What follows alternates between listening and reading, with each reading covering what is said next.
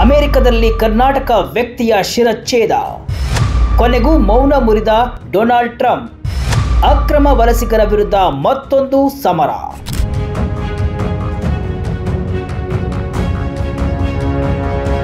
ಕೆಲ ದಿನಗಳ ಹಿಂದಷ್ಟೇ ಅಮೆರಿಕದಲ್ಲಿ ಕರ್ನಾಟಕ ಮೂಲದ ವ್ಯಕ್ತಿಯ ಶಿರಚ್ಛೇದ ಆಗಿತ್ತು. ಕ್ಷುಲ್ಲಕ ಕಾರಣಕ್ಕೆ ಪತ್ನಿ ಹಾಗೂ ಮಗನ ಕಣ್ಣೆದುರೇ ಓರ್ವ ದುಷ್ಕರ್ಮಿ ಚಂದ್ರ ನಾಗಮಲ್ಲಯ್ಯನ ತಲೆ ಕತ್ತರಿಸಿ ಕೊಲೆ ಮಾಡಿದ್ದ. ಇದು ಭಾರತ ಮಾತ್ರವಲ್ಲದೆ ಜಾಗತಿಕ ಚರ್ಚೆಗೆ ಕಾರಣವಾಗಿತ್ತು. ಈ ಬರ್ಬರ ಕೃತ್ಯ ಅಮೆರಿಕ ರಾಜಕೀಯದಲ್ಲಿಯೂ ಕೂಡ ಬಿರುಗಾಳಿಯನ್ನ ಸೃಷ್ಟಿಸಿದ್ದು, ಈಗ ಅಮೆರಿಕ ಅಧ್ಯಕ್ಷ ಡೊನಾಲ್ಡ್ ಟ್ರಂಪ್ ಮೌನ ಮುರಿದಿದ್ದಾರೆ. ಅದಲ್ಲದೆ ಅಕ್ರಮ ವಲಸಿಗರ ವಿರುದ್ಧ ಟ್ರಂಪ್ ಸಿಡಿದಿದ್ದು, ನನ್ನ ಆಡಳಿತದಲ್ಲಿ ಅಕ್ರಮ ವಲಸಿಗ ಅಪರಾಧಿಗಳ ಬಗ್ಗೆ ಮೃದು ಧೋರಣೆ ತೋರುವ ಕಾಲ ಮುಗಿದಿದೆ ಅಂತ ಎಚ್ಚರಿಸಿದ್ದಾರೆ. ಹೌದು, ಸೆಪ್ಟೆಂಬರ್ 10ರಂದು ಟೆಕ್ಸಾಸ್ನ ಡಲ್ಲಾಸ್ನ ಡೌನ್ ಟೌನ್ ಸೂಟ್ಸ್ ಹೋಟೆಲ್ನಲ್ಲಿ ಚಂದ್ರ ನಾಗಮಲ್ಲಯ್ಯನ ಶಿರಚ್ಛೇದ ಮಾಡಲಾಗಿತ್ತು. ಆರೋಪಿಯನ್ನ 37 ವರ್ಷದ ಕ್ಯೂಬಾದ ಯೋರ್ಡಾನಿಸ್ ಕೋಬಸ್ ಮಾರ್ಟಿನೆಜ್ ಅಂತ ಗುರುತಿಸಲಾಗಿದೆ. ಕೆಟ್ಟು ಹೋದ ವಾಷಿಂಗ್ ಮಷಿನ್ ಬಳಸುವುದನ್ನು ಬೇಡ ಅಂತ ನಾಗಮಲ್ಲಯ್ಯ ಹೇಳಿರುವುದೇ ಶಿರಚ್ಛೇದಕ್ಕೆ ಕಾರಣವಾಗಿತ್ತು.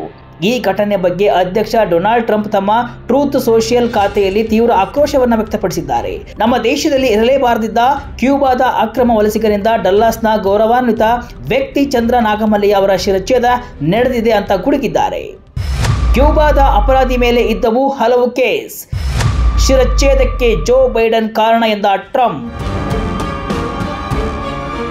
ಕ್ಯೂಬಾದ ಈ ವ್ಯಕ್ತಿಯನ್ನ ಈ ಹಿಂದೆ ಮಕ್ಕಳ ಮೇಲಿನ ಲೈಂಗಿಕ ದೌರ್ಜನ್ಯ, ವಾಹನ ಕಳ್ಳತನ ಮತ್ತು ಸುಳ್ಳು ಸೆರೆವಾಸದಂತಹ ಭಯಾನಕ ಅಪರಾಧಗಳಿಗಾಗಿ ಬಂಧಿಸಲಾಗಿತ್ತು. ಆದರೆ ಕ್ಯೂಬಾ ದೇಶವು ಇಂತಹ ದುಷ್ಟನನ್ನ ವಾಪಸ್ ತೆಗೆದುಕೊಳ್ಳಲು ನಿರಾಕರಿಸಿದ್ದರಿಂದ ಅಸಮರ್ಥ ಜೋ ಬೈಡನ್ ಆಡಳಿತವು ಅವನನ್ನ ನಮ್ಮ ದೇಶದಲ್ಲಿ ಇರಿಸಿಕೊಂಡಿತ್ತು. ನನ್ನ ಆಡಳಿತದಲ್ಲಿ ಅಕ್ರಮ ವಲಸಿಗ ಅಪರಾಧಿಗಳ ಬಗ್ಗೆ ಮೃದು ಧೋರಣೆ ತೋರುವ ಕಾಲ ಮುಗಿದಿದೆ ಅಂತ ಟ್ರಂಪ್ ಎಚ್ಚರಿಸಿದ್ದಾರೆ.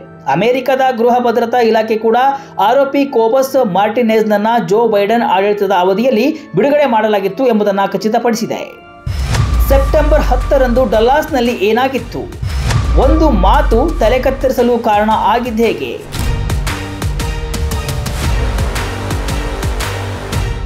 ಸೆಪ್ಟೆಂಬರ್ 10ರ ಆ ಕರಾಳ ದಿನ ನಡೆದಿದ್ದೇನು ಎಂಬುದನ್ನು ಗಮನಿಸಿದರೆ, ಸೆಪ್ಟೆಂಬರ್ 10ರಂದು ಹೋಟೆಲ್ನಲ್ಲಿ ಎಲ್ಲವೂ ಸಾಮಾನ್ಯವಾಗಿತ್ತು. ಹೋಟೆಲ್ ಉದ್ಯೋಗಿಯಾಗಿದ್ದ 37 ವರ್ಷದ ಯೋರ್ಡಾನಿಸ್ ಕೋಬಸ್ ಮಾರ್ಟಿನೆಜ್ ಎಂಬಾತ ಮಹಿಳಾ ಸಹೋದ್ಯೋಗಿಯೊಂದಿಗೆ ಕೋಣೆಯೊಂದನ್ನು ಸ್ವಚ್ಛಗೊಳಿಸ್ತಾ ಇದ್ದ. ಆ ವೇಳೆ ಅಲ್ಲಿಗೆ ಬಂದ ಮ್ಯಾನೇಜರ್ ನಾಗಮಲ್ಲಯ್ಯ ಹಾಳಾಗಿದ್ದ ವಾಷಿಂಗ್ ಮಷಿನ್ ಬಳಸದಂತೆ ಸೂಚನೆಯನ್ನ ನೀಡಿದರು. ಆದರೆ ಆ ಸೂಚನೆಯನ್ನ ಮಾರ್ಟಿನೆಜ್ಗೆ ನೇರವಾಗಿ ಹೇಳುವ ಬದಲು ಜೊತೆಗಿದ್ದ ಮಹಿಳಾ ಸಹೋದ್ಯೋಗಿಗೆ ಭಾಷಾಂತರಿಸಿ ಹೇಳುವಂತೆ ತಿಳಿಸಿದರು. ತನ್ನೊಂದಿಗೆ ನೇರವಾಗಿ ಮಾತನಾಡಲಿಲ್ಲ ಎಂಬ ಕ್ಷುಲ್ಲಕ ಕಾರಣಕ್ಕೆ ಮಾರ್ಟಿನೆಜ್ ಕೋಪಗೊಂಡ. ಕೋಣೆಯಿಂದ ಹೊರಬಂದು ತನ್ನ ಬಳಿಯಿದ್ದ ಮಚ್ಚನ್ನು ತೆಗೆದು ನಾಗಮಲ್ಲಯ್ಯ ಅವರ ಮೇಲೆ ದಾಳಿ ಆರಂಭಿಸಿದ.